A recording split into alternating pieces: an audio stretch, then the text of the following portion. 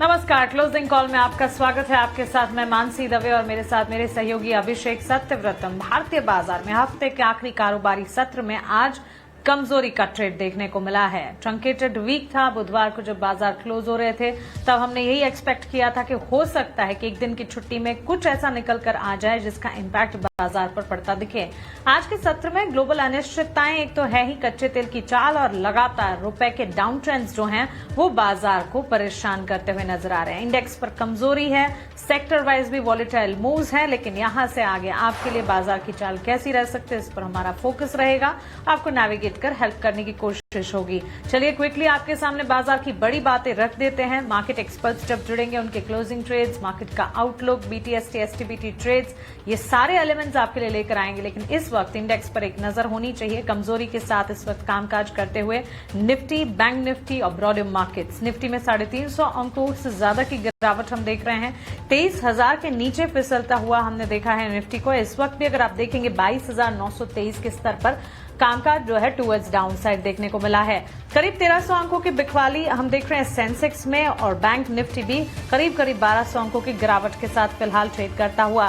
Fair indicator India VIX में 8% के spike 27 के लेवल पर क्लियरली मार्केट में वॉलेटिलिटी दर्शा रहा है और इंडिया विक्स की तरफ से हम देख रहे हैं मार्केट में कंसर्न्स और ज्यादा बिल्डअप होते हुए। पीएसयू, बैंक, ऑटो और रियल एस्टेट ये तीन सेक्टर्स हैं जहां पर सबसे ज्यादा बिकवाली इस वक्त हाथ लगी है। वहीं डॉलर के मुकाबले रुपए में लगातार डाउन ट्रेंड्स हम देख रहे हैं। एशियाई बाजार में सबसे कमजोर करेंसी इस वक्त रुपया बनकर निकला है। $1 के दाम जो है वो 94 रुपए के नीचे लुढ़कते हुए 94 रुपए और करीब 80 पैसे के रिकॉर्ड निचले स्तर पर। मिडिल ईस्ट वॉर और कच्चे तेल का उछाल है जिसके चलते हम देख रहे हैं रुपए में ये ट्रेंड। लेकिन ये ट्रेंड जो है वो एक पॉजिटिव ट्रेंड के तौर पर आईटी सेक्टर के लिए देखने को मिला। आज के सत्र में आईटी स्पेस में चुनिंदा प्लेयर्स, मिड कैप आईटी और लार्ज आईटी प्लेयर्स में हमने मजबूती का ट्रेंड देखा। ग्राफटेक की कीमतों में इजाफे के हलान से एचईजी, ग्राफाइट इंडिया जैसे स्टॉक्स हैं जो कि कमजोर बाजार में भी मजबूती दिखा रहे हैं। अब सीधा बिग बजर्स आपके स्क्रीन पर आ जाएंगे। आज न्यूज बैक्ड इम्पैक्ट किन स्टॉक्स पर पड़ता हुआ दिख रहा है। एचईजी और ग्राफाइट इंडिया की बात तो हमने करी ही। 11% तक के मूव्स इन स्टॉक्स में नजर आ रहे हैं। लेकिन इसके अलावा न्यूज बैक्ड इम्पैक्ट है जो कि बाजार पर इस वक्त क्लियरली विजिबल है। Azad engineering company single source supplier बनी है, पार्टनर बनी है। भारतीय प्रेसिजन इंजीनियरिंग कंपनी के लिए रेयर उपलब्धि है ये। किसी भी कंपनी भारतीय प्रेसिजन इंजीनियरिंग के लिए मित्सुबिशी हेवी इंडस्ट्रीज लिमिटेड के साथ इन्होंने कॉन्ट्रैक्ट किया है। गैस टर्बाइन की नोजल वेन सेगमेंट की सप्लाई इस कॉन्ट्रैक्ट के तहत करेगी। सो न्यूज बैक्ड इम्पैक्ट आजाद इंजीनियरिंग पर इस वक्त रिफ्लेक्ट होता हुआ दिख रहा है। ओमनीटेक पर नजर रखें, वॉल्यूम 20 दिन औसत से 56% ज्यादा देखने को मिले हैं।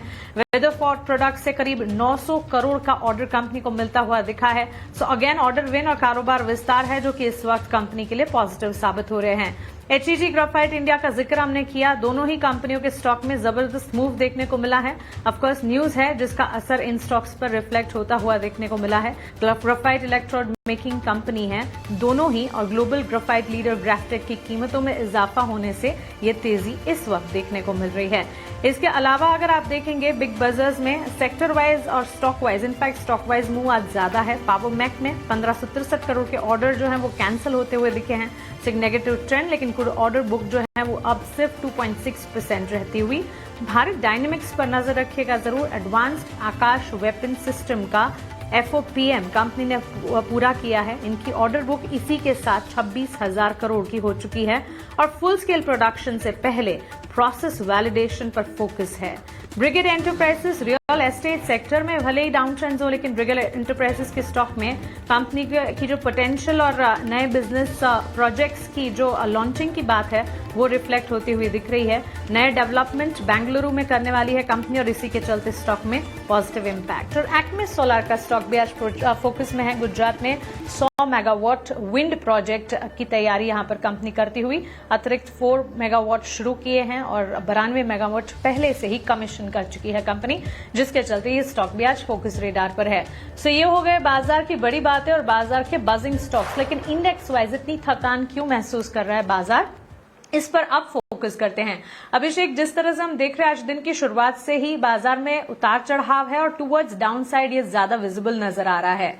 निफ्टी, बैंक निफ्टी के मुकाबले हम सेंसेक्स में भी उतनी ही बिकवाली देख रहे हैं और फेयर इंडिकेटर में लगातार स्पाइक्स हैं। मानसी देखिए, आज की गिरावट की जो सबसे बड़ी वजह ये है नहीं, वो मैं ये कहूँगा कि आज शुक्रवार है और मतलब ट्रंप के बयानों पर आप इंट्राडे प्ले कर लें वो भी बहुत है। तो वीकेंड की अनिश्चितता लेके लिए ट्रेडर जाना नहीं चाहते और इसी के चलते हम देख रहे हैं कि ट्रंप ने ये 10 दिन का एक तरह से 10 दिन का शांति समझौता अपनी तरफ से किया है और ये कहा है कि वो ईरान के एनर्जी इंफ्रास्ट्रक्चर को निशाना नहीं बनाएंगे। बावजूद उसके बाजार आज बड़ी गिरावट का शिकार हो रहा है। तो अब दिक्कत यह है, पहली प्रॉब्लम यह है कि ईरान और अमेरिका के बीच में अभी भी तनातनी कायम है। हमने देखा था कल यानी कि गुरुवार को डोनाल्ड ट्रंप ने ईरान को धमकी भी दी थी कि अगर वो उनके साथ डील नहीं करते हैं तो अंजाम उसके काफी ज्यादा बुरे होंगे और इसके चलते हमने क्रूड में स्पाइक आते हुए देखा। भाव अभी भी $108 प्रति बैरल के आसपास के हैं। दूसरा रीजन यह है कि देखिए रुपया क्या है कि कई मोर्चे पर हमें परेशान कर रहा है। एक तो हमारा इंपोर्ट बिल बढ़ रहा है, कैड के ऊपर जाने का खतरा है यानी कि करंट अकाउंट डेफिसिट के, और कहीं ना कहीं एफआईज के आउटफ्लो को भी ये ट्रिगर कर रहा है। आज रुपये ने नया रिकॉर्ड बना दिया, $1 का भाव ₹94 की भी ऊपर निकल गया और ये चिंता लगातार बाजार को परेशान कर रही है। इंडिया विक्स, हमने परसों के सत्र में भी दर्शकों को आगाह किया था कि बाजार में भले ही थोड़ी सी रिकवरी आ रही है लेकिन इंडिया विक्स कूल ऑफ नहीं हो रहा, उस पर आप नजर बना के चलिए। आज आप देखिए 7.5% का उछाल है और जहां से इंडिया विक्स में थोड़ी सी नरमी आई थी फिर से उन लेवल्स को अचीव कर लिया है और 26.5 का इंडिया विक्स फिलहाल आपको नजर आएगा। तो एक रिस्क ये है, बाकी एफआईज की बिकवाली लगातार जारी है। क्वांटम थोड़ा छोटा जरूर हुआ है परसों के सत्र में, यानी कि बुधवार के सत्र में हमने देखा था कि 1800 करोड़ रुपए की सेलिंग की एफआईज है, लेकिन 19 दिन हो गए जब एफआईज लगातार बिकवाली कर रहे हैं और ये चीजें कहीं ना कहीं बाजार के सेंटिमेंट को वीक कर रही है। और बाकी वीकेंड की अनिश्चितता है, ना तो एडवाइजेबल है ना तो ट्रेडर ऐसा कर रहे हैं। अपनी पोजीशंस को लाइट रखिए और बहुत ही हल्की पोजीशन के साथ आप मतलब सोमवार के लिए प्रिपेयर कीजिए। बिल्कुल एडवाइजेबल नहीं है क्योंकि अब 2 दिन में क्या होगा, ईरान क्या करेगा, ट्रंप क्या करेंगे, बाकी क्या और देश भी कूदेंगे जंग में, क्योंकि युगांडा ने इस तरह के संकेत दिए हैं। तो देखते हैं कि क्या होता है। बहुत ही डेवलपिंग सिचुएशन है और खबरें तो ये भी आई हैं कि डोनाल्ड ट्रंप 10,000 और अपने सैन्य कर्मी मिडिल ईस्ट में भेजने की तैयारी कर रहे हैं। तो ये डोनाल्ड ट्रंप जो पीस की बातें कर रहे हैं ना पिछले कुछ दिनों से, क्या ये उसी की तैयारी है कि फिर से अपनी शक्तियों को इकट्ठा करके ईरान पर हमला करें? तो सिचुएशन अभी भी काफी ज्यादा गंभीर है और ईरान भी पीछे हटने के लिए तैयार नहीं है। तो ये अनिश्चितता है, इसके चलते एडवाइजेबल भी यही है और हम देखें कि ट्रेडर आज यही एग्जैक्टली कर भी रहे हैं और इसी के चलते बाजार का मूड खराब हो रहा है। निफ्टी है दिन के निचले स्तर पर 400 अंकों की गिरावट।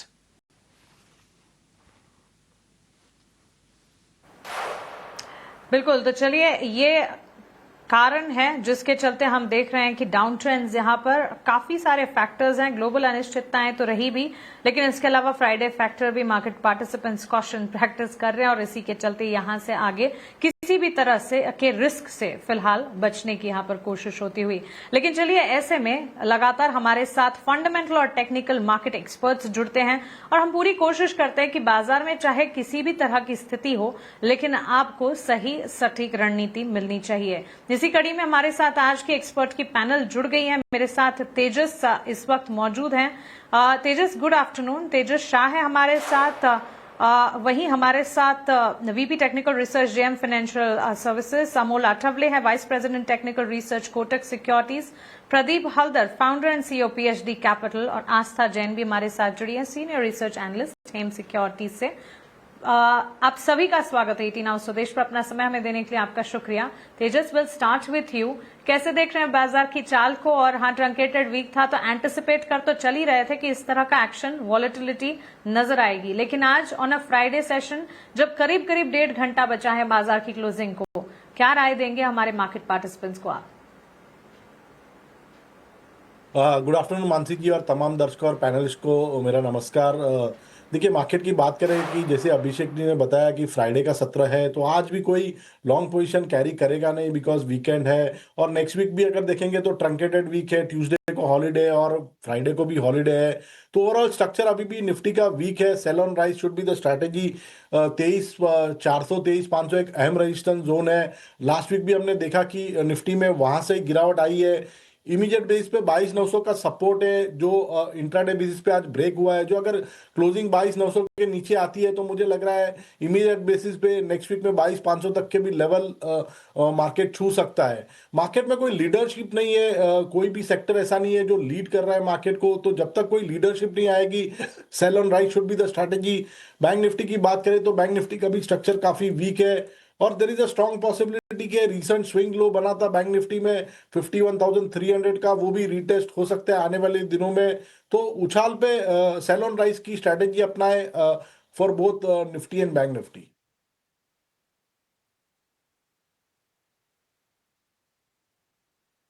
तो चलिए, ये राय फिलहाल तेजस जी की तरफ से हमें मिलती हुई इंडेक्स वाइज इस वक्त। अभिषेक, लेवल बेस्ड इम्पैक्ट इस वक्त बाजार पर पड़ता हुआ दिखा है। लगातार एक हाथ दो सेशंस को अगर छोड़ दें तो उसके अलावा इसी तरह के वॉलेटाइल डाउन ट्रेंड क्यूज हमने देखे हैं। फर्दर लेवल बैक्ड कामकाज किस तरह का देख रहे हैं इंडेक्सेस पर आप? मानसी, देखिए क्या है ना कि बाजार में जब इस तरह की गिरावट होती है तो बेसिकली लेवल उतने काम करते हैं नहीं। हालांकि बहुत सारे ऐसे लोग हैं जो आपको मतलब एक नहीं कई लेवल दे देंगे, लेकिन बाजार ने कितना रेस्पेक्ट किया है, हमने तो लगातार नीचे के लेवल टेस्ट होते हुए देखे हैं। तो इसमें होना ये चाहिए कि आप ना अपनी पोजीशंस को लाइट रखें और ट्रेडिंग अगर इंडेक्स में हो सकता है तो अवॉइड करें। ये इंडेक्स को ट्रेड करने का समय उतना अच्छा लग नहीं रहा है। अगर आपकी फंसी हुई पोजीशन अगर है तो उछाल पर निकल जाए, ये बेहतर है। और इंडेक्स में मुझे लगता है कि अवॉइड करना ही बेहतर रणनीति है। आप देखिए निफ्टी सारे के सारे जो मूविंग एवरेजेस हैं सभी के नीचे जाके कारोबार कर रहा है। 20 डे में, जिसको कि जो ट्रेडर्स हैं काफी क्लोजली फॉलो करते हैं, वहां से लगभग 1000 अंक नीचे अभी आपको निफ्टी कारोबार करता हुआ नजर आएगा। और यह भी है कि ट्रंप पे यकीन करके आप एक दिन से ज्यादा कि आप रणनीति बना नहीं सकते। और बॉटम कब बनेगा, ये कई लोगों के मन में प्रश्न उठ रहा होगा। देखिए, बॉटम तब बनेगा जब ईरान आके सामने से कह दे कि हाँ, हम युद्ध विराम के लिए अब तैयार हो गए हैं। हाँ, हमने अमेरिका की जो डिमांड थे, जो शर्तें हैं, हमने स्वीकार कर ली हैं। वो कुछ अभी हो नहीं रहा है। तो 22,500 तक हमने निफ्टी को जाते हुए देखा था। हो सकता है कि ये तनाव शायद और बढ़ जाए और वो लेवल भी टूट जाए। लेकिन अगर आपकी तेजी की पोजीशन मान लीजिए है तो करना यह है कि इंट्राडे में मेरा मानना है कि 22,800 का एक सपोर्ट नजर आ रहा है। यहां से रेजिस्टेंस की बात करें 23,200 पर रेजिस्टेंस है। इसके पीछे लगता है कि अगले 1.5 घंटे के आसपास 1.5 घंटे में कारोबार होगा। लेकिन बाजार में देखिए मूड पॉजिटिव होना कब शुरू होगा मानसी, ये देखिए होता क्या है ना कि इवेंट्स पहले होते हैं, लेवल्स बाद में आते हैं। तो ऐसा नहीं कि वो लेवल आएंगे तो चीजें ठीक हो जाएंगी, नहीं, चीजें ठीक हो जाएंगी तो वो लेवल आएंगे। 24,000 एक तगड़ा रेजिस्टेंस दिखाई दे रहा है और ऑप्शंस के डेटा ये सजेस्ट कर रहे हैं एक पड़ाव आएगा 23,500 का, उसके बाद 24,000 का। और 24,000 को पार करना, मैं पिछले कई दिनों से कह रहा हूं, उसको पार करना फिर बाजार के लिए जरूरी हो जाएगा, क्योंकि वहां पर लगभग 2.25 लाख कॉन्ट्रैक्ट्स का ओपन इंटरेस्ट खड़ा हुआ है। तो इंडेक्स को अवॉइड कर दें, वीकेंड का रिस्क लेना ये ठीक नहीं है। और उछाल अगर आता है इंट्राडे में भी या फिर अगले हफ्ते भी, तो जो फंसी हुई पोजीशन है उसको उससे निकलने के लिए उसका आप इस्तेमाल कीजिए। निफ्टी बैंक की अगर हम बात करें, गिरावट ऑलरेडी काफी ज्यादा आ चुकी है, 1000 अंक से ज्यादा टूट गया है। और आज हम देखेंगे कि सरकारी बैंक, प्राइवेट बैंक, सारे के सारे बैंक आज धराशायी हो रहे हैं। निफ्टी बैंक के सभी 14 शेयर गिरावट पर कारोबार कर रहे हैं। और आप देखिए कि एचडीएफसी बैंक जैसा शेयर 2.5% टूट गया, फिर से 750 रुपए के ये करीब आ गया है। तो यहां पर 52,500 एक सपोर्ट है, इसके नीचे 52,200 वहां तक गिरने का रिस्क है। आज के मैं प्योरली इंट्राडे बेसिस पर बात कर रहा हूं। और 53,000 निफ्टी बैंक के लिए एक यहां से रेजिस्टेंस नजर आ रहा है और रिकवरी की उम्मीद कम नजर आ रही कि आज की कोई रिकवरी आएगी।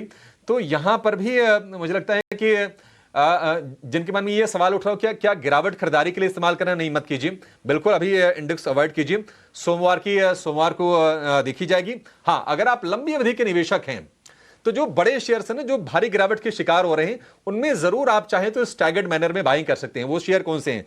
रिलायंस से बड़ी गिरावट आ चुकी है, आप देखिए एलएनटी में भी रह रहे कि गिरावट आ रही है, एचडीएफसी बैंक का शेयर आज टूटा हुआ है। तो जो बड़े शेयर हैं जो फंडामेंटली मजबूत हैं, आप पोर्टफोलियो बिल्डिंग के लिए उसका इस्तेमाल कर सकते हैं। लेकिन ट्रेडिंग के लिए मेरा मानना है कि इंडेक्स को फिलहाल आप बिल्कुल अभी के लिए अवॉइड करके चलिए।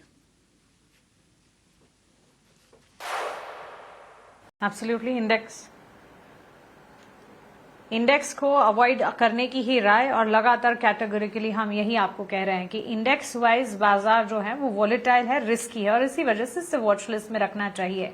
लेकिन चलिए प्रदीप से भी जुड़ते हैं। Pradeep, good afternoon.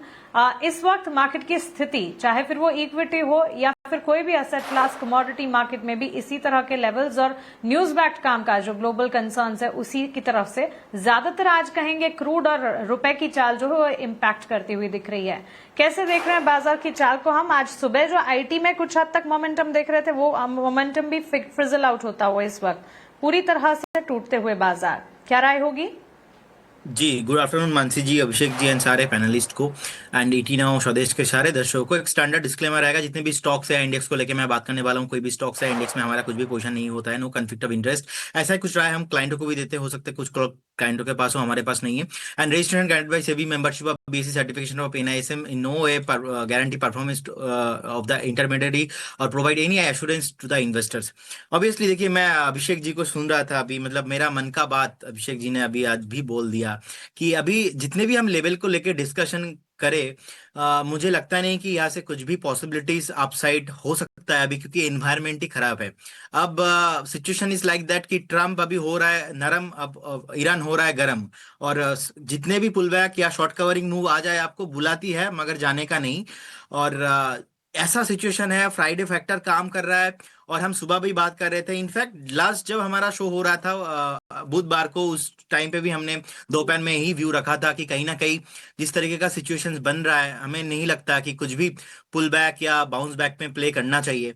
एंड मुझे लगता है कि कंटिन्यू रहने वाला है। जिस तरीके का क्रूड एंड ब्रेंट उछाल है, रुपीस लगातार वीकनेस है, ऑल टाइम वीकनेस पे आ गया है, एंड एफआईआई की तरफ से सेलिंग प्रेशर।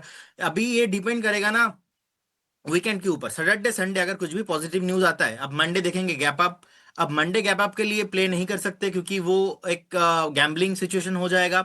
अब कुछ भी उछाल मिलता है वो सस्टेन नहीं कर रहा है, 1 से 2 दिन 3 दिन पे देखिए कुछ ना कुछ कारण से फिर से नीचे आ रहा है। तो मुझे लगता है कि कंटिन्यूअसली एक हफ्ता अगर बाइंग होता है, थोड़ा बहुत सस्टेन हो जाता है, तब जाके हमें कुछ ना कुछ पॉजिटिव मोमेंटम होते हुए दिखाई देंगे। लेकिन दूर दूर तक वो नहीं आ रहा है, और मेरा यही वाला स्टेटमेंट है, बुलाती है मगर जाने का नहीं। मार्केट ये भी ऐसा है।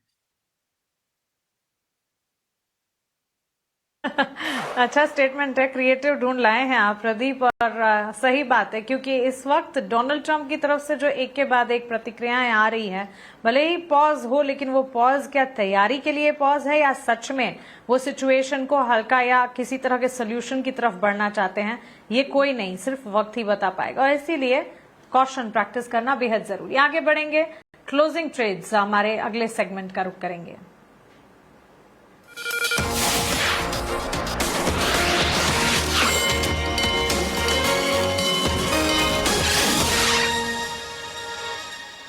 तेजस जी, शुरुआत आपसे करूंगी। हर सेक्टर में इस वक्त गिरावट है और लार्जर प्लेस जो कि इस वक्त बाजार की इस गिरावट में थोड़ा बहुत मार्केट को संभालने का काम कर रहे हैं वो भी चुनिंदा ही है। It's challenging to find stocks, लेकिन क्लोजिंग ट्रेड्स आपकी तरफ से क्या होंगे?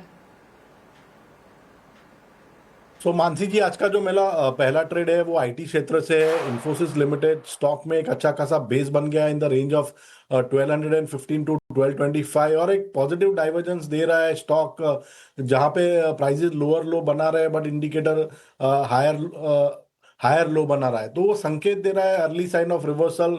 स्टॉक 20 दिन की मूविंग एवरेज को रेज कर रहा है, बट एक बार कॉन्ट्राबेट करंट लेवल पे ली जा सकती है। सो करंट भाव पे या डिप में खरीदारी कर सकते हैं। इन्फोसिस में स्टॉप लॉस लगाना है 1225 के नीचे। इसका पहला लक्ष्य रहेगा 1315 का, और दूसरा लक्ष्य रहेगा 1350 का। और दूसरा जो मैंने स्टॉक चुना है वो है अपोलो हॉस्पिटल लिमिटेड। ये स्टॉक एक स्ट्रॉन्ग अपट्रेंड में चल रहा है, हाई टॉप हायर बॉटम के फॉर्मेशन है। रिसेंटली स्टॉक ने एग्जैक्टली 200 दिन की मूविंग एवरेज का सपोर्ट लेके एक रिवर्सल कैंडल फॉर्म किया था, और पिछले 3 दिनों से स्टॉक लगातार स्ट्रेंथ दिखा रहा है। तो ये स्टॉक में भी करंट भाव पे डिप में खरीदारी की जा सकती है। इसमें आपको स्टॉप लॉस लगाना है 7400 के नीचे। इसका पहला लक्ष्य रहेगा 7750 का, और दूसरा लक्ष्य रहेगा 7900 का। कब तक के लिए वैलिड है आपकी कॉल से? हाँ, कम अगेन सर, कब तक वैलिड है, कब तक आ जाएंगे टारगेट से? ये एक थोड़ा लंबा व्यू लेना पड़ेगा, हफ्ते 10 दिन का टाइम होराइजन के हिसाब से। ठीक है, हफ्ते 10 दिन का आप ये समय अवधि रखिए और ये दोनों के दोनों शेयर आप देखिए आज हल्के फुल्के लाल निशान के साथ ही कारोबार करते नजर आएंगे। हालांकि इन्फोसिस के लिए आज की जो खबर थी ना वो पॉजिटिव थी। 2 कंपनियों का इन्होंने अधिग्रहण किया है और बावजूद उसके, हालांकि छोटी छोटी कंपनीज हैं, अमेरिका की कंपनीज थी, उनको उन्होंने टेक ओवर किया है, बावजूद उसके शेयर में देखने की गिरावट के साथ कारोबार हो रहा है। और अपोलो हॉस्पिटल में भी हल्की सी नरमी ही आपको नजर आएगी। तो करना यह भी है कि बाजार जब इस तरह का हो ना, माहौल जब थोड़ा नेगेटिव हो, तो स्टॉप लॉस आप पहले देखिए। स्टॉप लॉस को ज्यादा आपको स्ट्रिक्टली फॉलो करना पड़ेगा और ट्रेड को कंसिस्टेंटली आपको मॉनिटर भी करना पड़ेगा। ये दोनों शेयर कंपनीज में कोई दिक्कत की बात नहीं है, दोनों इंडेक्स की कंपनियां हैं। इन्फोसिस ऊपरी स्तरों से काफी ज्यादा गिरावट के बाद हम देख रहे हैं कि वैल्यूएशंस वगैरह आकर्षक हो भी गए हैं, लेकिन बाजार का माहौल ठीक नहीं है। 8 से 10 दिन की ये टारगेट्स हैं, आप इन पर भरोसा करके चल सकते हैं, बट स्टॉप लॉस जरूर फॉलो कीजिएगा। प्रदीप, आप बताइए आपके रिकमेंडेशन क्या है, आप कहां पर दाव लगाने की सलाह दे रहे हैं? जी, जनरली थोड़ा मेरा लंबा पोजिशनल व्यू रहता है, लेकिन अभी आज एक बाई और एक सेल दोनों कॉल ही रहेगा। पहला बाई कॉल रहेगा वो है ऑयल इंडिया। ऑयल इंडिया का चार्ट मुझे अच्छा लग रहा है, और क्योंकि अपस्ट्रीम कंपनी है और जिस तरीके से हमने देखा क्रूड एंड ब्रेंट का उछाल, मुझे लगता है कि 485 486 के लेवल पे है। लेकिन यहाँ पे कंडीशन है 500 के ऊपर सस्टेन होना चाहिए। जब भी 500 के ऊपर सस्टेन करेगा, पहला टारगेट यहाँ पे 514, सेकंड टारगेट आपको 530 तक आते हुए दिखाई देंगे। उस केस में आपको 481 पे स्टॉप लॉस मेंटेन करना है, बाय कंडीशन पे करना है, 500 के ऊपर सस्टेन करने पे, उससे पहले नहीं। अच्छा, सेकंड जो सेल कॉल है वो है एच एल शॉर्ट कॉल रहेगा 3580। इसके नीचे सस्टेन होने पे आपको शॉर्ट करना है, और उस केस में आपका पहला टारगेट 3515 का रहेगा, सेकंड टारगेट आपको 3450 का आते हुए दिखाई देंगे। स्टॉप लॉस आपको 3615 में मेंटेन करके जाना है। एक बाई और एक सेल दोनों में कंडीशन है, क्योंकि मार्केट पे पैसा बनाना थोड़ा अभी मुश्किल है। और सुबह मैंने एक कॉल भी देके गया था इंडियन बैंक में ऑलमोस्ट 890 के लेवल से मैंने शॉर्ट कॉल दिया था, और 870 का डे लो लगा के अभी 873 चल रहा है। अच्छा खासा प्रॉफिट चल रहा है, एक बार प्रॉफिट बुक करके जाइए। ठीक है, इंडियन बैंक की जो स्ट्रेटजी थी शॉर्ट की, उसमें प्रॉफिट टेकिंग करने की सलाह है और एचएल को फ्रेश शॉर्ट के लिए बोल रहे हैं प्रदीप। और जो स्टॉप लॉस होगा 3615 के स्टॉप लॉस के, इसको आप शॉर्ट कीजिए। ऑयल इंडिया जो कि एक्सप्लोरेशन वाली कंपनी है, और आज हम देख रहे हैं कि एक्सप्लोरेशन में ओएनजीसी में भी बड़े अच्छे गेंस हैं, ऑयल इंडिया में भी अच्छी खासी तेजी है। ओएनजीसी तो इनफैक्ट करीब करीब 5% ऊपर दिन के ऊपरी स्तरों के आसपास है। तो 514 रुपए और 530 रुपए के लक्ष्य होंगे, और 481 रुपए का आपको स्टॉप लॉस लगा के चलना है। तो एक लॉन्ग का और एक शॉर्ट का ट्रेड है। बाजार पर नजर डालिए, बाजार हम देखने की थोड़ा सा और नीचे गया है, 22,900 के लेवल को भी ब्रेक किया है। अब 22,800 एक और सपोर्ट होगा, देखते हैं कि क्या इसको बचा पाता है। निफ्टी बैंक की जो गिरावट हो गई है वो हो गई है लगभग 1300 पॉइंट के आसपास की। तो 52,500 पर जो छोटा सा सपोर्ट था उसको ब्रेक किया है, और उसके नीचे आप देखेंगे फिलहाल कारोबार करते हुए 350 पौने 400 शेयर ऊपर हैं, और इस वक्त लगभग 2600-2700 शेयर आपको एनएसई पर नीचे कारोबार करते हुए नजर आएंगे। तो मोमेंटम बाजार का निश्चित तौर पर वीक है। सर्टेन सेक्टर्स आज हम देखने की हल्की फुल्की बाइंग इंटरेस्ट दिखाते हुए नजर आएंगे। एक छोटा सा ब्रेक लेंगे, ब्रेक के बाद कुछ और ऐसे शेयर पर चर्चा करेंगे जिन पर आपकी नजर हो सकती है, आपने जाएगा है। क्लोजिंग कॉल और बाजार है दिन के निचले स्तर पर। निफ्टी की गिरावट 400 अंकों से भी ज्यादा की हो गई है, और 22,900 के स्तर को भी निफ्टी ने ब्रेक कर दिया। और निफ्टी बैंक की बात करें तो 52,500 के अहम स्तर के नीचे जाके अब कारोबार हो रहा है, और गिरावट है लगभग 1300 अंकों के आसपास की। एडवांस डिक्लाइन का रेशियो बेहद खराब, इंडिया विक्स में 8% का उछाल, और 26.67 ये है इंडिया विक्स का लेवल। आज पूरे के पूरे 2 पॉइंट की बढ़त हम इंडिया विक्स में देख रहे हैं। और इस वक्त आप देखेंगे कि रिलायंस का जो शेयर है वो दिन के निचले स्तर पर जा रहा है। देखिए, एक खबर आई थी कि रिलायंस ने ईरान से तेल खरीदने के लिए कोई समझौता किया है, हालांकि बाद में कंपनी ने उसका खंडन कर दिया, और उसके बाद हमने शेयर में आज गिरावट और ज्यादा बढ़ते हुए देखी। और रिलायंस में जो लेवल हमने 4 मार्च को देखे थे, लगभग उस लेवल के आसपास आज लौट के फिर से शेयर ही आ गया है, और गिरावट काफी ज्यादा है। 4.5% टूट गया है, 1350 रुपए के आसपास के भाव हैं। प्रदीप, आपका व्यू क्या है रिलायंस को लेकर? देखिए, होता क्या है कि बहुत सारी चीजें तो लोग सीख चुके हैं कि ठीक है, स्टैगर्ड मैनर में बाइंग करनी चाहिए, धीरे धीरे बड़े शेयर खरीदने का मौका है, लेकिन यह है कि अब ये कहां तक गिरेंगे तो फिर पूंजी का नुकसान क्यों कराना और समय क्यों गंवाना? आपकी ही राय क्या होगी रिलायंस को लेकर? देखिए मुझे लगता है कि मार्च के फर्स्ट वीक पे ना एक लो था ऑलमोस्ट 1307 1305 का अराउंड। सो वहां तक तो इजीली आपको एक बार आते हुए दिखाई देंगे। अगर 1305 7 10 के आसपास एक बार सपोर्ट बेस फॉर्मेशन हो जाता है, फिर से शॉर्ट टाइम में एक पुल बैक आपको आते हुए दिखाई देंगे। लेकिन बेटर होगा, क्योंकि एनवायरनमेंट इतना खराब है, एक बार वेट करना मुझे लगता है कि सही है। एक बार 1260 65 अगर आता है, this is the prominent zone, value zone एकदम। आपको उस लेवल तक तो मैं एक बार देख रहा हूं आता हुआ, लेकिन वो कंफर्मेशन होगा 1307, क्योंकि मैं टेक्निकली देख रहा हूं अभी 1307 अगर ब्रेक होता है, 1305 अगर ब्रेक हो रहा है, तो 1260 65 आपको आते हुए दिखाई देंगे। तो ये दोनों लेवल आप ध्यान में रखिए। 1307 ब्रेक होने में आपको 1260 भी आते हुए दिखाई देंगे। तो 7 यहां से भी काफी डीप है, और अगर वो टूटा तो फिर 1260 65 के भी लेवल आपको रिलायंस के शेयर में नजर आएंगे। रिलायंस की चर्चा हम कर रहे थे, तो एक बार जरा कच्चे तेल पर भी आप नजर डाल लीजिए, क्योंकि क्रूड देखिए लगभग $110 के आसपास फिलहाल आपको कारोबार करता नजर आएगा। 1.5% की तेजी है कच्चे तेल में। और एक स्टेटमेंट भी आया है डोनाल्ड ट्रंप की तरफ से। ट्रंप ने यह कहा है कि ईरान जो है 10 टैंकर्स को स्टेट ऑफ हॉर्मुज से गुजरने दे। पहले तो ये खबरें आ रही थी कि नहीं, स्टेट ऑफ हॉर्मुज में मतलब अमेरिका स्कॉट कर रहा है कई सारे शिप्स को, और उनको सेफ पैसेज इंश्योर कर रहा है। और अब अमेरिका एक तरह से और ट्रंप ने यह भी कहा था कि ईरान डील के लिए भीख मांग रहा है। ये तो बयान देख के ऐसा लग रहा है कि नहीं, मामला उल्टा है, और निश्चित तौर पर ट्रंप कहीं ना कहीं कमजोर पड़ते नजर आ रहे हैं। और इसका इंप्लीकेशन ये है कि अब ये युद्ध जो है ना, शायद यहां से और इंटेंसिफाई हो।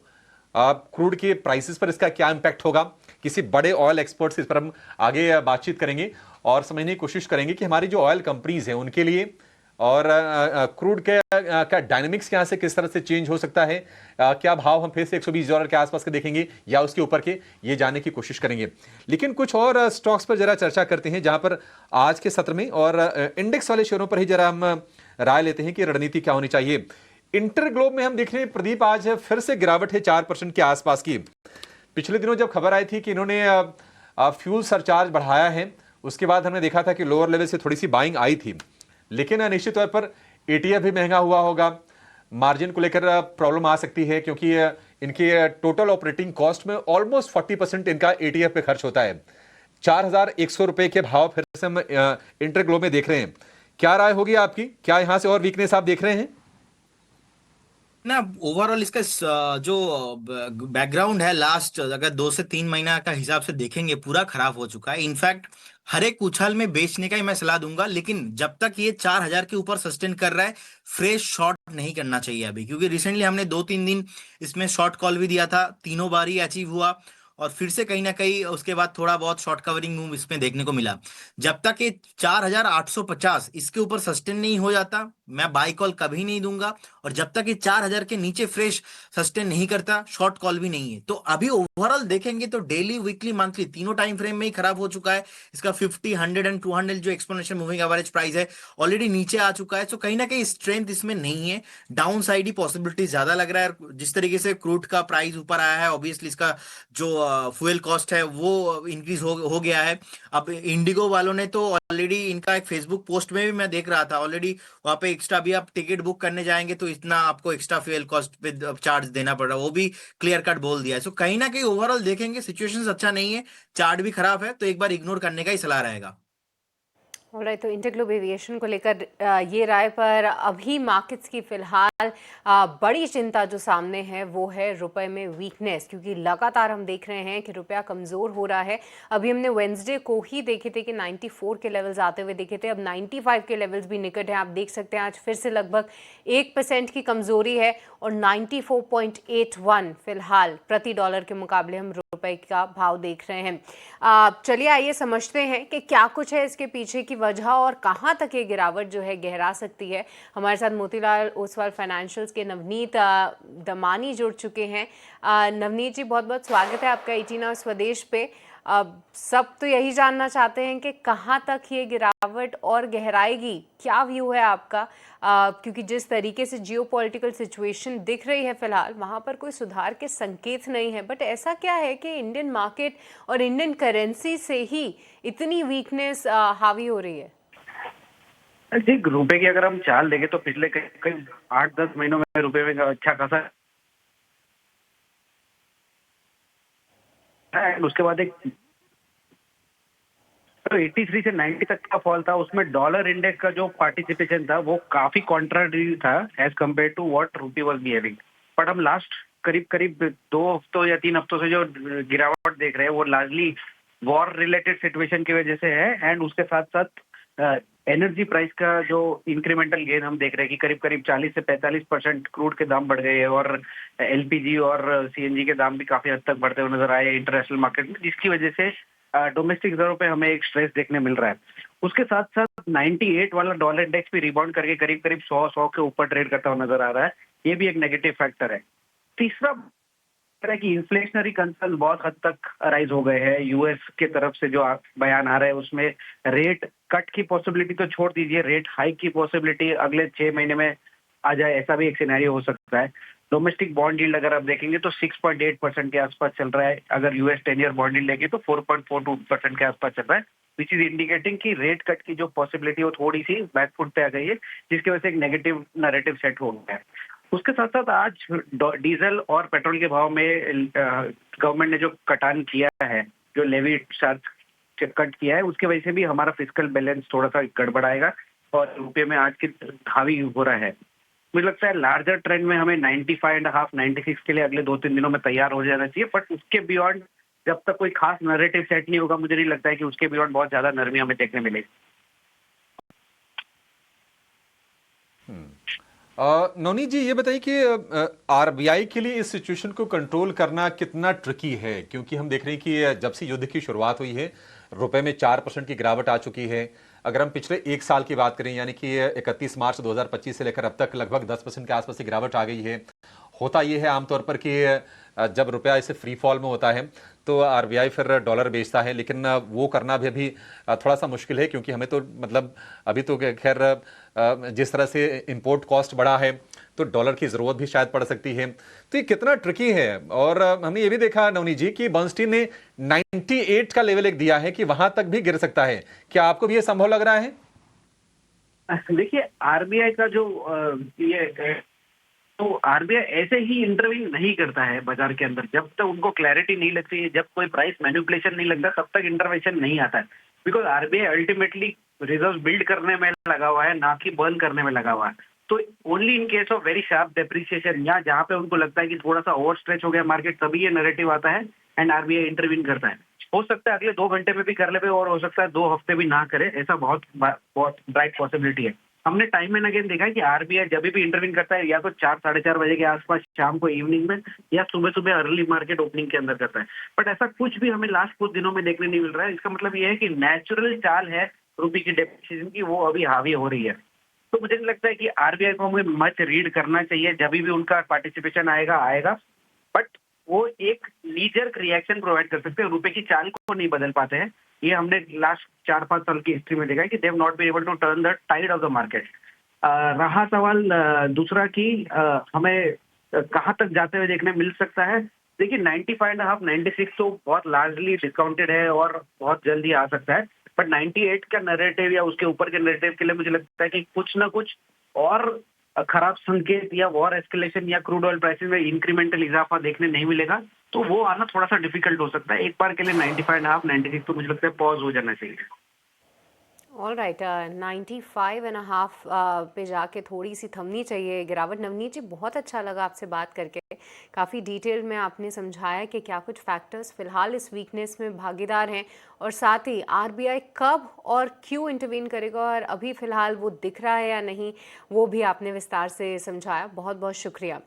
तो चलिए, ये हमने की थी दमानी जी से बात, जहाँ पर उनका कहना था कि अभी जो वीकनेस है वो थोड़ी और गहर आ सकती है। आने वाले 1-2 दिन के लिए आप थोड़ा और वीकनेस के लिए तैयार हो जाइए, पर कहीं ना कहीं मार्केट्स इसको डिस्काउंट कर रहे हैं।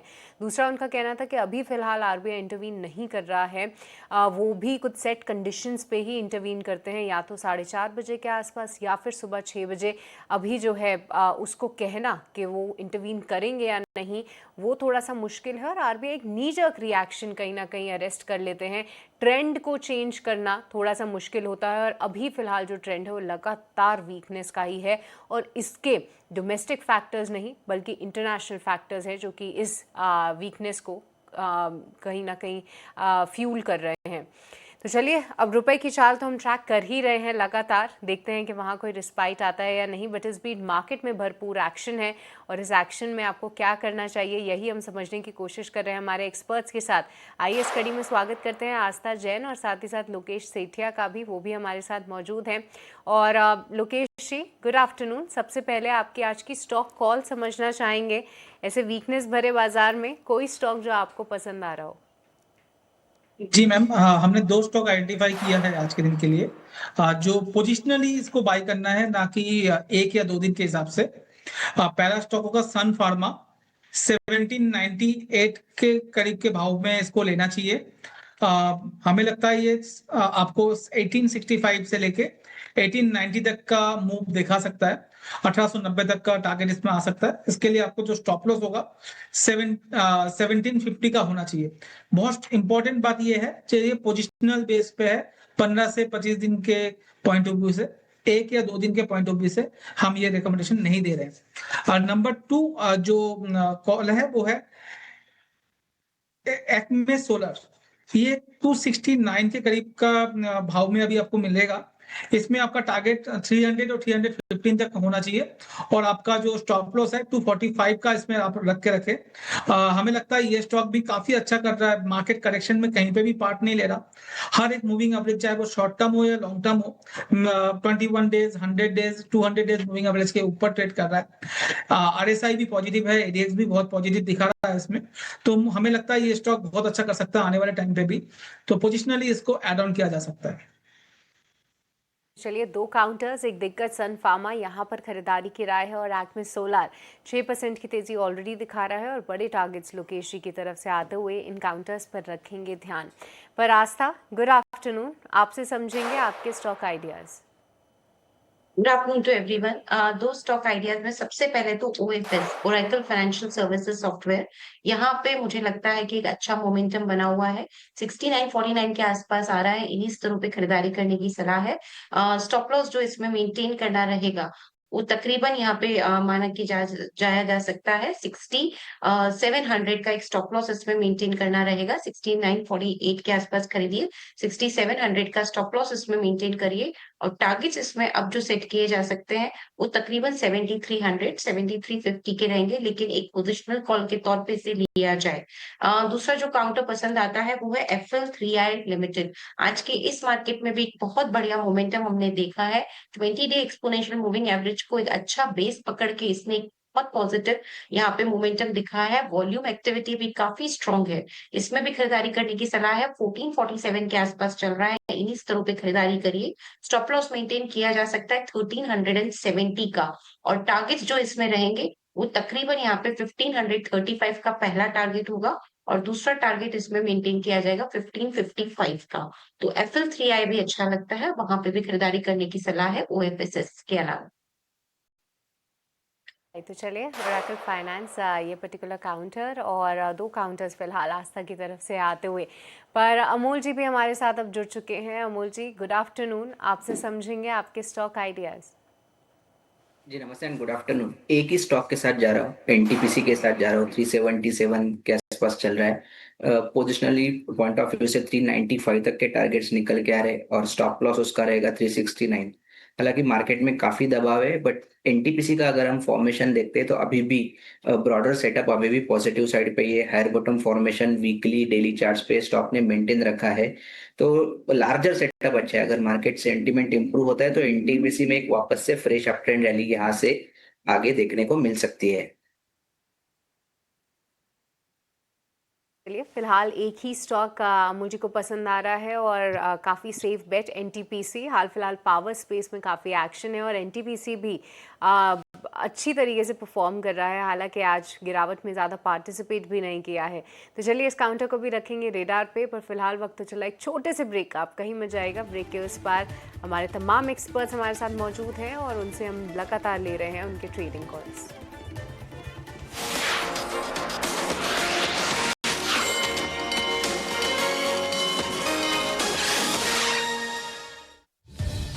बाजार में गिरावट हम देखें कि बढ़ गई है और गिरावट बढ़ने के पीछे की वजह यह है कि कच्चे तेल की आग फिर से बढ़ गई है और ब्रेंट क्रूड इस वक्त हम देख रहे हैं कि $110 के ऊपर जाके कारोबार करता हुआ नजर आ रहा है।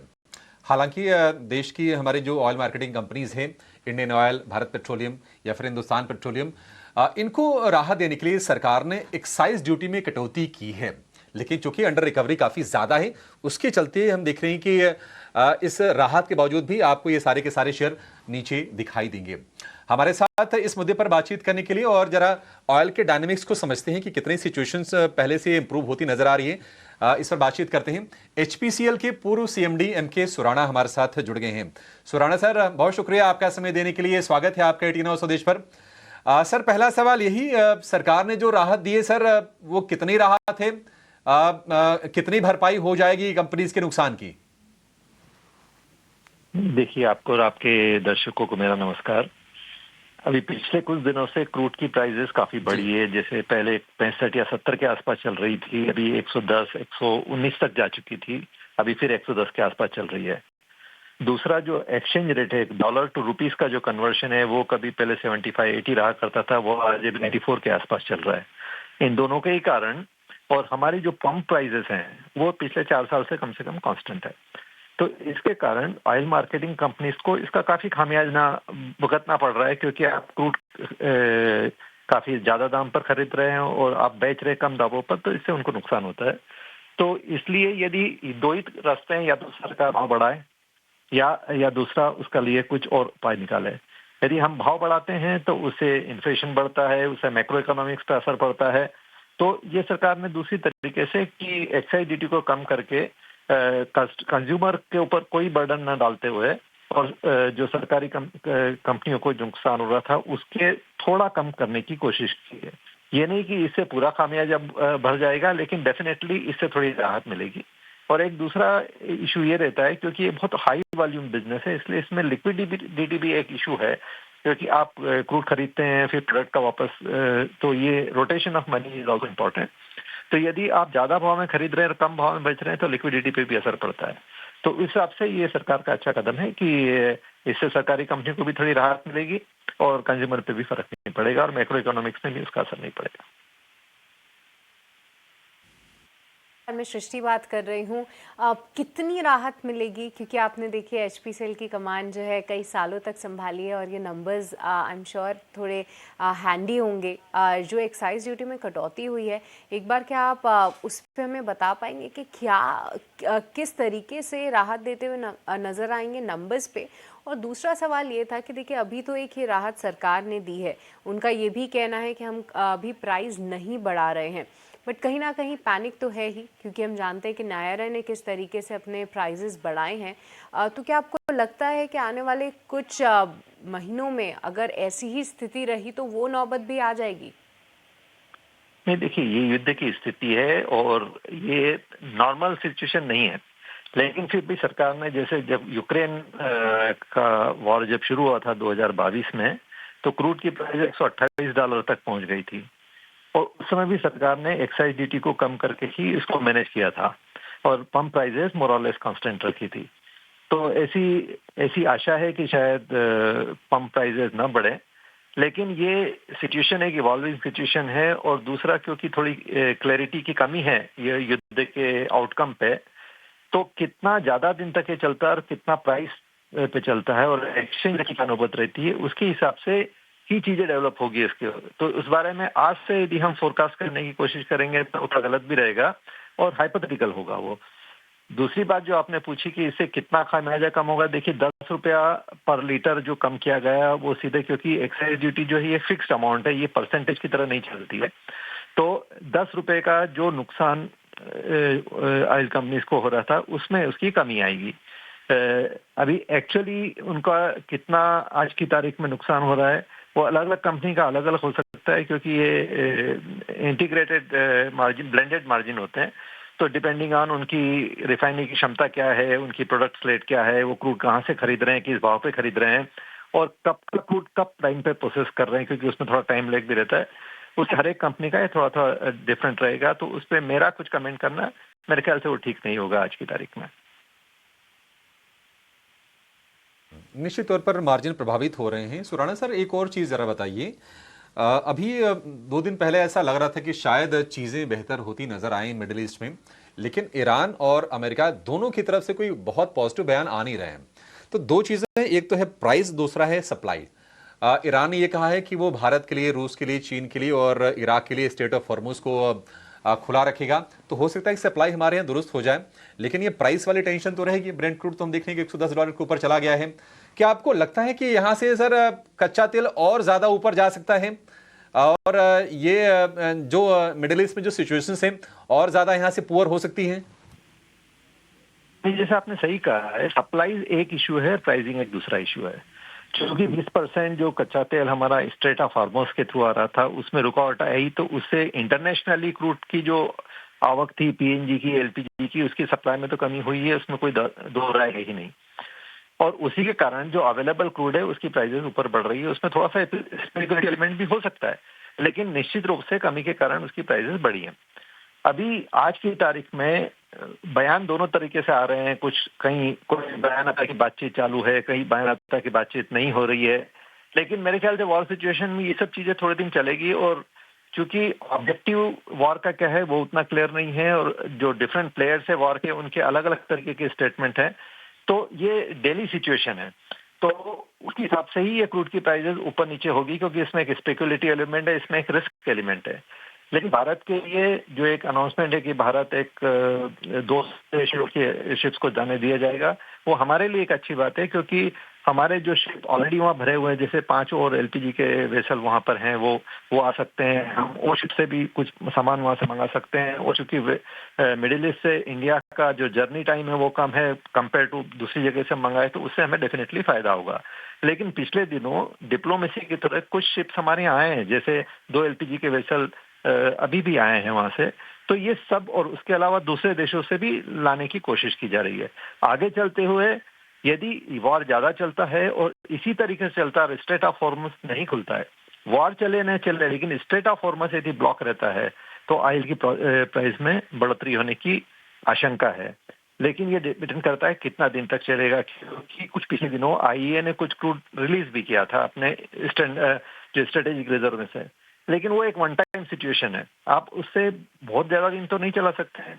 लेकिन भारत अलग अलग कंट्री से टाई अप करके, रिसोर्सेस को डाइवर्सिफाई करके, सोर्सेस को डाइवर्सिफाई करके चल रहा है। तो इशू है, मतलब आज की तारीख में ऐसा नहीं बोलना चाहिए कि बिजनेस एज यूजुअल है, लेकिन सरकार ने जो कदम लिए, रीपर्पस किया है एलपीजी को, एलएनजी को, इंडस्ट्री के बजाय जो डोमेस्टिक है उस पर ज्यादा जोर दिया गया है। 2 सिलेंडर के बीच की उसको बढ़ाया गया है। प्रोपेन, ब्यूटेन, पेट्रोकेमिकल से एलपीजी की तरह शिफ्ट किया है। रिफाइनरी पूरी कैपेसिटी पे चल रही है, और दूसरी जगहों से भी क्रूड को सोर्स किया गया है। सरकार ने कल स्टेटमेंट दिया है कि 2 महीने के लिए हमारे पास ऑलरेडी लाइंड अप है।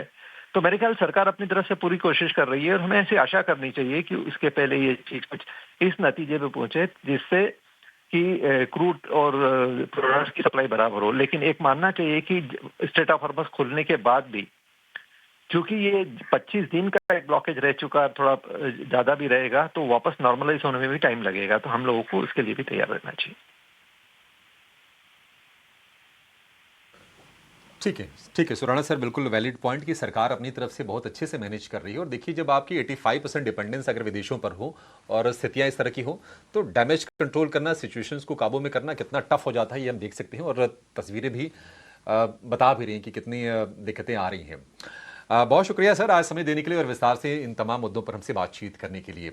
लेकिन इस बीच देखिए, ऑयल मिनिस्ट्री की तरफ से भी कुछ अपडेट्स आ रहे हैं, और उनका ये कहना है कि एक्साइज कटौती से जो अंडर रिकवरी है वो घटी है, और ओएमसी की जो कुल रोजाना अंडर रिकवरी है वो है करीब करीब 2400 करोड़ रुपए की अंडर रिकवरी। यानी कि पेट्रोल डीजल पर जो सेल हो रही है उस पर कितना घाटा उठाना पड़ रहा है उनको, क्योंकि प्राइस ये बढ़ा नहीं सकते, प्राइस बढ़ाए नहीं है। और सरकार के दिशा निर्देश के बाद ही आगे हो सकता है कि कोई कदम लेंगे। प्रीमियम पेट्रोल के प्राइसेस बढ़ी थी, कुछ दिनों पहले खबर आई थी, लेकिन वो बहुत ही छोटा हिस्सा होता है उनके टोटल सेल्स का। तो एक काम करते हैं, छोटे से ब्रेक के लिए रुकेंगे। ब्रेक के बाद जब लौटेंगे तो हमारे साथ आस्था जी भी हैं, उनसे भी एक बार फंडामेंटल व्यू भी लेंगे ओएमसीज को लेकर। अगर आपके पास निवेश के लिए लंबी अवधि के लिए पोर्टफोलियो में शेयर हैं, ऑलरेडी काफी ज्यादा नुकसान हो गया है, युद्ध शुरू होने से अब तक या फिर इस साल की अगर हम बात करें तो 1/4 वेल्थ साफ हो गई है। अभी आपको रणनीति क्या होनी चाहिए, इस पर बातचीत करेंगे और कुछ बढ़िया ट्रेड समझेंगे अपने बाकी एक्सपर्ट से छोटे से ब्रेक के बाद।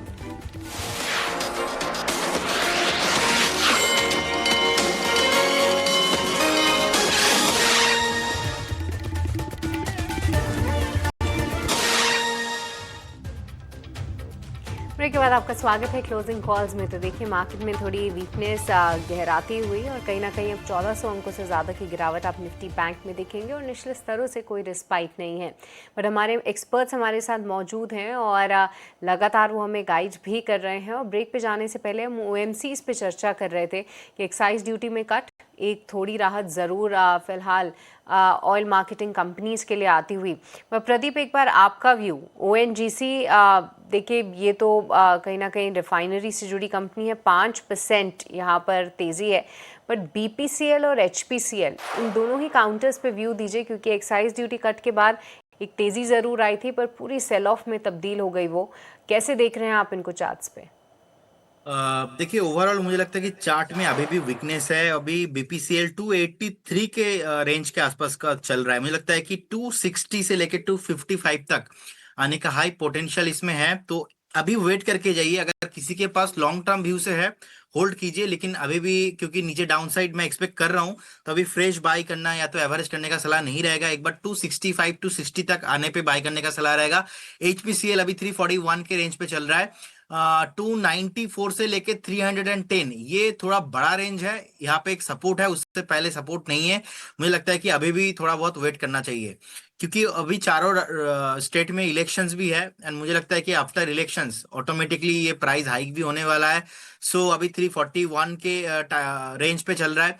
और अभी ऐसा भी मैं देख रहा हूँ हमारे कोलकाता में ही, मतलब आप पेट्रोल पंप पे जाएंगे, ये वार का फेयर की वजह से लोग अपने फुल टैंक करा रहा है, बैरल बैरल तेल लेके जा रहा है। सो कहीं ना कहीं इसका सेल में भी इफेक्ट आएगा, क्योंकि जिस तरीके से अभी ब्रेड एंड क्रूड ऑयल अभी ऊपर है। सो मुझे लगता है कि उस ये क्योंकि डाउन स्ट्रीम कंपनी है तो इसमें नेगेटिव ही है। सो मोटा मोटा इंटरप्रिटेशन इस मुझे लगता है कि करेंट जोन से भी एज पर द चार्ट अभी भी वीकनेस है, हमें वेट करना चाहिए।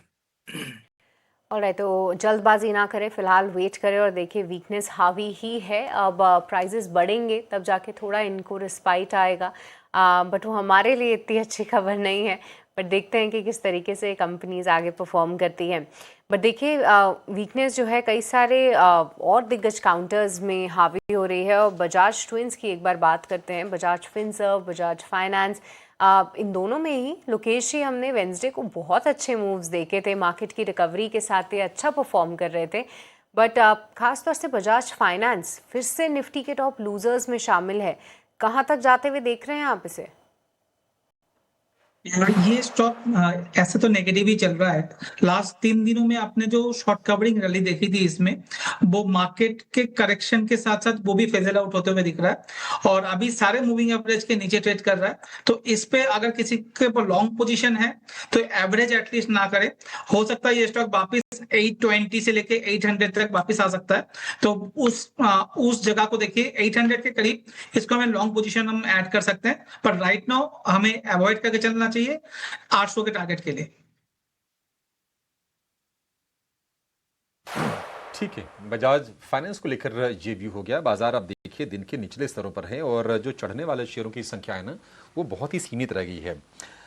कोल इंडिया, पावर ग्रिड, सिप्ला, भारतीय एयरटेल 0.25% से भी कम के गेंस हैं और जहां पर आधे % से ज़्यादा के गेंस हैं वो 3 शेयर हैं, TCS है, विप्रो है, ONGC है। और 22,800 का सपोर्ट हमने कहा था आपसे थोड़ी देर पहले और बिल्कुल उस सपोर्ट के आसपास जाके इस वक्त निफ्टी आपको खड़ा हुआ दिखाई देगा।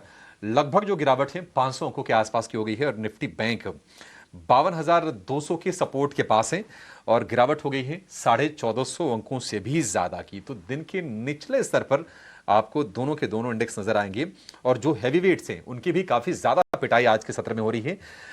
वेटेज के लिहाज से जो दो सबसे बड़े जो शेयर हैं निफ्टी में, HDFC बैंक, रिलायंस, आप देखेंगे कि इनकी गिरावट है 3.5% और 4.5% की। और सरकारी बैंकों में SBI का शेयर भी हम देख रहे हैं कि लगभग 3.5% की गिरावट के साथ 1050 रुपए के नीचे आपको स्ट्रगल करता हुआ दिखाई देगा।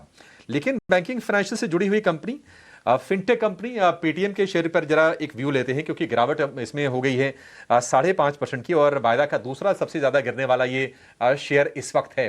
₹1000 के लेवल के पास फिर से आ गया ये। इस पर राय प्रदीप आपकी, क्या पेटीएम फिर से ₹1000 के नीचे जाने के लिए तैयार दिख रहा है आपको? शॉर्ट करें क्या यहां से? बिल्कुल अभिषेक जी, मुझे लगता है कि कहीं ना कहीं जिस तरीके से ये ऊपर से एक bearish flag formation daily candle पे यहाँ पे बिल्ड हुआ है, सो कहीं ना कहीं मुझे लगता है कि एक बार आपको 950 960 तक आते हुए दिखाई देंगे। एक स्टॉप लॉस हम यहाँ पे मेंटेन करके जा सकते हैं 1042 के रेंज पे, और करेंट जोन से भी हम शॉर्ट करके जाएंगे तो इजीली हमें 965 950 तक का मूव आते हुए दिखाई देंगे। इनफैक्ट एक सपोर्ट में देख पा रहा हूँ 960 के रेंज पे, वहां पे अगर सपोर्ट लेने के बाद थोड़ा बहुत सस्टेन होता है तो फिर से एक बार रिव्यू करना चाहिए, लेकिन 965 970 तक इजीली एक फ्री फॉल आपको देखने को मिलेगा।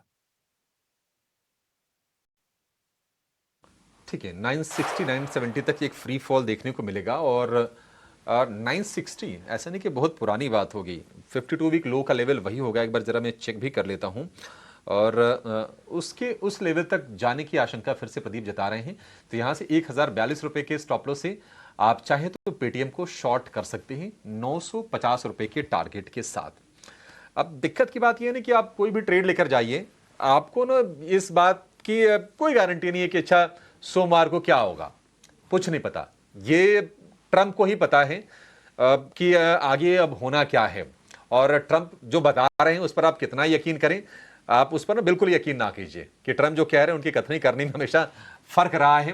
तो ये जो शांति के लिए अभी जो तत्पर दिख रहे हैं, जो आतुर दिख रहे हैं, उसमें कितनी सच्चाई है ये भी भगवान ही जाने। तो बाजार में ये सिचुएशन बहुत मुश्किल है ट्रेडर्स के लिए। कोई भी ट्रेड लेना, लेकर जाना ओवरनाइट थोड़ा ट्रिकी तो है। लोकेश जी बताइए, कोई BTST या फिर STBT है आपके लिस्ट में हाई कन्विक्शन ट्रेड, या फिर अवॉइड करेंगे कोई ट्रेड लेकर जाना? कुछ हो तो जरूर बताइए सर। सर आपका एक वर्ड जो है ना वहां पर ही सब कुछ खत्म हो जाता है, वो है high conviction trade. Sir high तो क्या बोले, पता नहीं सर, मंडे को मार्केट गैप अप होगा या गैप डाउन होगा वापिस, तो अब दोनों साइड में फंसने का चांस है। आज के दिन पे ट्रेडर्स को अगर कोई ट्रेड लेके जाना चाहिए, वो जाना चाहिए 15-20-30 दिन के पॉइंट ऑफ व्यू से, जहां पर पोजिशनली आप धीरे धीरे अकुमुलेट किया जा सकता है। वैसे स्टॉक में आइडेंटिफाई करें। ट्रेडर्स के लिए ये सही टाइम नहीं है ट्रेड करने के लिए, तो no trade is a good trade for me. तो BTST STBT के लिए सर मैं बात नहीं कर पाऊंगा इतना। अब वहां पर हाई रिस्क रहेगा, रिस्क रिवॉर्ड रेशियो इतना फेवरेबल है नहीं सर मार्केट में।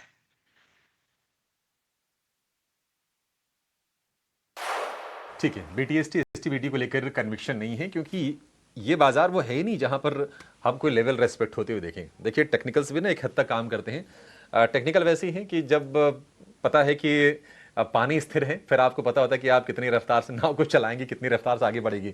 जब तूफान में फंसी हो नाव तो उसमें कहां से काम करेंगे ये डायनेमिक्स जितने हैं। तो वही सिचुएशन अभी बाजार की है। बाजार उस नाव में है जो समुद्र में हिचकोले खा रही है तूफान में फंस के। प्रदीप आपका व्यू आप जरा बताइए। आपका जोश थोड़ा हाई रहता है, किसी शेयर पर आप बुलिश हैं, तेजी करके जाएं? सर जोश तो हाई रहता है, अभी एज भी जोश हाई रहने का ही है, बट द थिंग इज कि मार्केट अभी उतना जोश में नहीं है। तो कभी कभी मुझे लगता है कि थोड़ा सतर्क होना भी इंपॉर्टेंट है। और मैं लोकेश जी के साथ ही जाना चाहूंगा, कहीं ना कहीं जिस तरीके से उन्होंने एक्सप्लेन किया है, मुझे लगता है कि अभी कोई ट्रेड नहीं हो रहा है, क्योंकि मंडे क्या होगा किसी को नहीं पता। गैप अप भी हो सकता है, गैप डाउन भी हो सकता है। तो ऑलरेडी रेपुटेशन मेरा अच्छा है, इसको अच्छे ही रहना चाहिए। तो अभी कोई फ्रेश ट्रेड लेके मुझे लगता नहीं कि मैं ज्यादा कन्विंस हो पाऊंगा। तो मुझे लगता है कि मेरे तरफ से नो ट्रेड है अभी। No trade, good trade. Trade ना मिले ना कोई बात नहीं, आपके पैसे की जो सुरक्षा जो है ना वो ज्यादा जरूरी है। क्योंकि अभी तो क्या है ना कि किस पर विश्वास करेंगे आप। मतलब सारे के सारे लेवल्स हमने टूटते हुए देखे हैं। 25,178 अच्छे से याद है कि ये वो लेवल था जब वॉर की शुरुआत हुई थी। और उसके बाद एक एक करके सारे के सारे कह सकते हैं कि जो किले हैं वो ध्वस्त होते गए, और हम 23,000 के नीचे बाजार को स्ट्रगल होते हुए देख रहे हैं। 22,800 के आसपास है।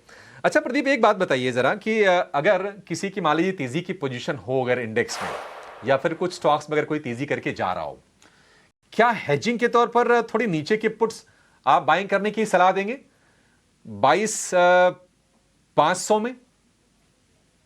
जी मैं फ्यूचर ऑप्शंस में मैं पुट का राय नहीं दे पाऊंगा due to some compliance. I think ये कोई और बता पाएंगे। लोकेश जी आप बता पाएंगे सर? जी सर, मैं 1 मिनट में देख ही रहा हूँ। जी। सर, इसमें अगर लेना भी है तो 22,700 का पुट ऑप्शन हमें लिया जा सकता है, जो 160 के करीब आ रहा है। इसको क्या करना है सर, आपका जो स्टॉप लॉस है वो अभी का थोड़ा सा नीचे रखना पड़ेगा, 100 रुपीज के करीब का। 105 रुपीज का स्टॉप लॉस इसलिए दे रहा हूँ क्योंकि गैप अप गैप डाउन भी बहुत बड़ा बड़े हो रहे हैं, 200 पॉइंट के गैप अप या गैप डाउन हो रहा है। तो आपका जो स्टॉप लॉस होगा वो यहाँ पर होगा 110-105 रुपीज का। 160 में बाई कीजिए 22,700 का पुट ऑप्शन। अगर मार्केट वापस 200-300 पॉइंट गैप डाउन खुलता है तो ये स्टॉक 240 से लेके 280 तक का मूव आपको दिखा सकता है, तो यहाँ से ऑलमोस्ट डबल भी हो सकता है ये वाला जो 22,700 का पुट है। 22,700 का एक जरा अगर हम पुट दिखा पाए तो दर्शकों के लिए सहूलियत हो जाएगी। वैसे मैं प्राइस बता देता हूं कि 30 मार्च की एक्सपायरी वाली अगले हफ्ते ही आ जाएगी वो। उसकी जो पुट है 22,700 की, फिलहाल जो प्राइस है 158 रुपए का भाव है। और आज सुबह जब ये खुला तो उसका भाव था 100 रुपए के आसपास। तो 100 वाली पुट 158 की तो हो गई है, लगभग सीधे सीधे देखेंगे तो 58% के आसपास का उछाल आज के सत्र में ही इस पुट में आ गया है। तो नीचे के पुट्स में इंटरेस्ट बढ़ रहा है और मैं ऑप्शंस भी चेक कर रहा था। आप देखिए क्या है ना कि बाजार अपने आप को ना रीपोजिशन पहले ही करता है, किसी इवेंट से पहले ही, खतरों को देखते हुए। और खतरे क्या हैं? बहुत अच्छी चीज है इंडिया विक्स, अगर आप देखें अगर 9% ऊपर है, 27 के आसपास का इंडिया विक्स हो गया है। तो ये मतलब कुछ चीजें ना आप कह सकते हैं कि अब बेसिक्स हैं, इसको आप देखते रहें तो बाजार में आपको सहूलियत हो जाएगी। और हमने देखा था कि 22,500 के भी जो ऑप्शंस है ना उसमें काफी ज्यादा इंटरेस्ट हमने बढ़ते हुए देखा। और अगर आप देखेंगे कि जो ओपन इंटरेस्ट है लगभग 1.5 लाख कॉन्ट्रैक्ट्स का ओपन इंटरेस्ट है 22,500 में। तो बाजार नीचे जाने के लिए मतलब संकेत तो दे रहा है, रिस्क है इस चीज का।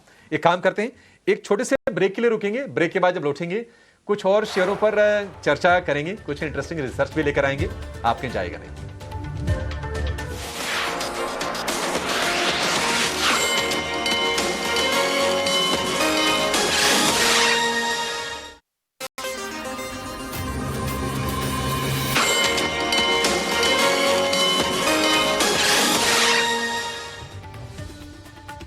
ब्रेक के बाद आपका स्वागत है क्लोजिंग कॉल्स में। तो देखिए कुछ ही मिनट रह गए हैं मार्केट के क्लोज होने में। आइए जल्द ही हमारे एक्सपर्ट्स के पास चलते हैं और कुछ और स्टॉक्स पर उनकी राय लेते हैं।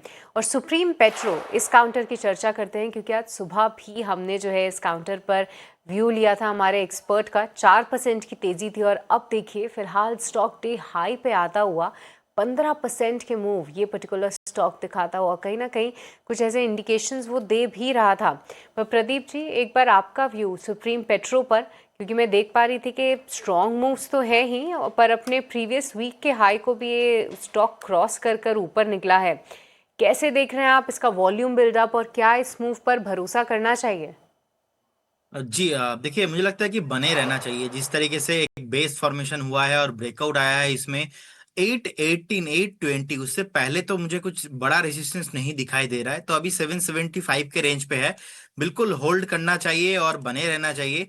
इनफैक्ट आज अपर सर्किट है 805 में, तो बिल्कुल बने रहिए। नेक्स्ट 1 से 2 ट्रेडिंग सेशन में मैं एक्सपेक्ट कर रहा हूँ कि 815-20 भी एक बार आपको आते हुए दिखाई देंगे।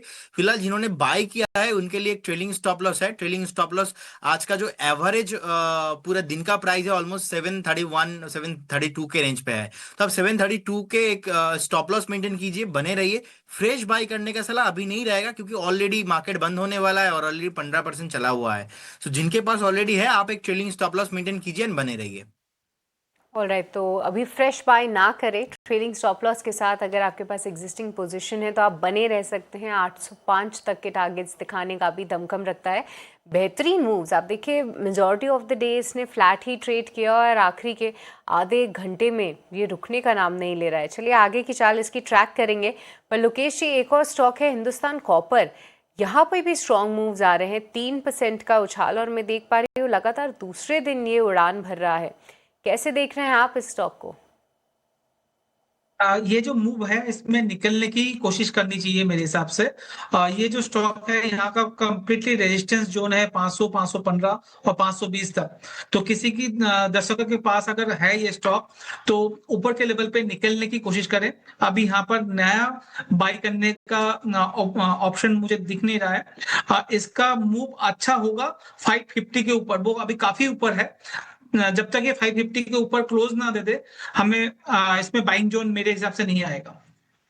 ऑलराइट, तो बाइंग जोन फिलहाल नहीं आएगा। ये जितने भी काउंटर्स जिनके चार्ट स्ट्रक्चर बिगड़ गए हैं, उछाल आए तो वहां पर निकलने की कोशिश करनी चाहिए। 550 के ऊपर निकलेगा तब जाके और तेजी की आप उम्मीद कर सकते हैं। तो अगर आप फंसा हुआ महसूस कर रहे हैं, आपकी जो है कहीं ना कहीं आसपास प्राइस के जो है आपकी बाइंग है, तो ऐसे मौकों का आप इस्तेमाल करिए, निकलिए एक बार, फिर उसके बाद जब ठीक होगी सिचुएशन तो फिर से एक बार इस पे व्यू लेंगे।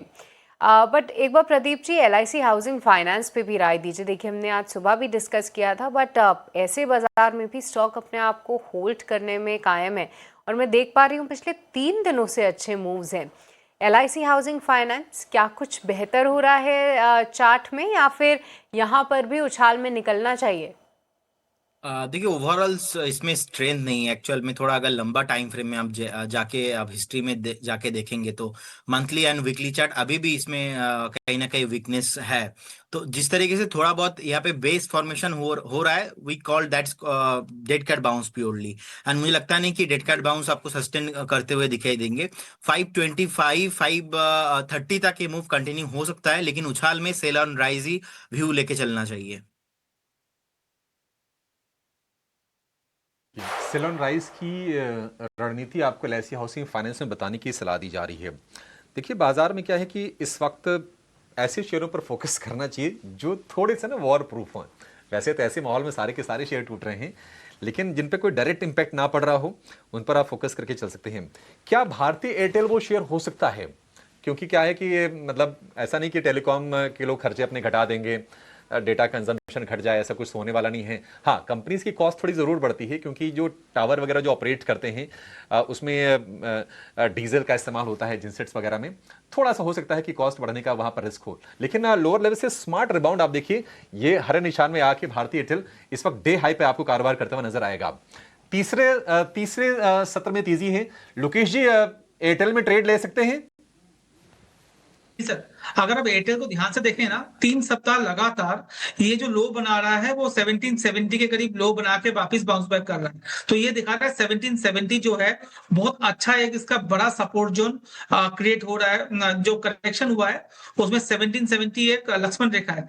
जब तक उसके नीचे ये ट्रेड करना स्टार्ट ना करे तो इसमें अब नेगेटिविटी नहीं देखनी चाहिए। हर गिरावट में इसको लेने की अपॉर्चुनिटी देखें। तो अभी के लिए अगर कोई लेना चाहता है तो मुझे लगता है अभी भी लिया जा सकता है स्टॉक को। इसका नेक्स्ट जो टारगेट आएगा वो आएगा 1880 से लेके 1900 तक का। उसके लिए जो स्टॉप लॉस आ रहा है वो आ रहा है 1826 रुपीज। तो 1826 के स्टॉप लॉस के साथ अभी ले सकते हैं टारगेट ऑफ 1880 से 1900, और बड़ा सपोर्ट जोन है 1770। ठीक है, भारतीय एयरटेल को लेकर ये व्यू हो गया। 3 मिनट का समय शेष रह गया है। एक और शेयर जहां पर हमने देखा है कि निवेशकों ने काफी अच्छे पैसे बनाए हैं वो है स्टेट बैंक। लेकिन दिक्कत की बात यह है कि यील्ड वगैरह बढ़ने से ना इनके ऊपर भी प्रेशर आ रहा है, और सारे के सारे सरकारी बैंक शेयर टूट रहे हैं। 1014 रुपये का भाव है, 4.5% की गिरावट आज के सत्र में हम देख रहे हैं। क्या रिस्क और बढ़ते हुए देख रहे हैं आप प्रदीप? और जिनको मान लीजिए फायदा हो रहा हो, 800,000 के जोन में जिन्होंने लिया हो, क्या एक बार के लिए निकल जाएं इससे? देखिए, मुझे लगता है कि एक बार आपको ना बने रहना चाहिए। अभी मतलब अगर यही एग्जिट आप करने के बारे में सोच रहे थे तो आपको 1150 या तो 1200 के जोन में करना चाहिए था। अगर नहीं किया, ऑलरेडी आपने 950 900 के आसपास किसी ने बाई किया, तो मैं समझता हूँ कि एक बार वेट करके जाइए, क्योंकि already state bank of India result भी अच्छा पोस्ट किया था। हाँ, ये बात अलग है कि अभी जिस तरीके से एक सेलिंग प्रेशर आ रहा है, एक बार आपको मैं देख पा रहा हूँ कि 925 930 तक ये मूव कंटिन्यू हो सकता है नीचे के साइड में। लेकिन अगर आपका लॉन्ग टर्म व्यू है, थोड़ा बहुत आप 1 से 1.5 साल टाइम दे सकते हैं, तो स्टेट बैंक ऑफ इंडिया में कुछ भी प्रॉब्लम नहीं है। देश का नंबर 1 PSU बैंक है। मैं समझता हूँ कि आपको होल्ड रखना चाहिए इजीली। अगेन आपको थोड़ा टाइम देंगे तो 1250 1300 ऑल टाइम हाई पे आपको आते हुए दिखाई देंगे। लेकिन शॉर्ट टर्म व्यू है, 1-2 हफ्ता व्यू है, तो फिर आपको एक बार अभी अलर्ट रहना है। अभी भी मुझे लगता है कि 945 930 इजीली पॉसिबल है नीचे डाउन साइड में।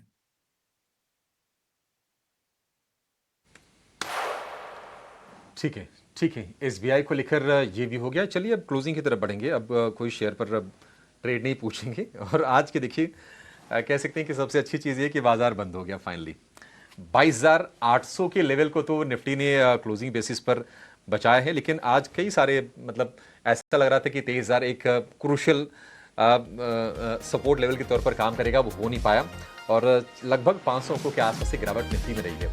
निफ्टी बैंक की बात करें, गिरावट 1450 पॉइंट की रही और 52,500 के अहम स्तर को तोड़ा।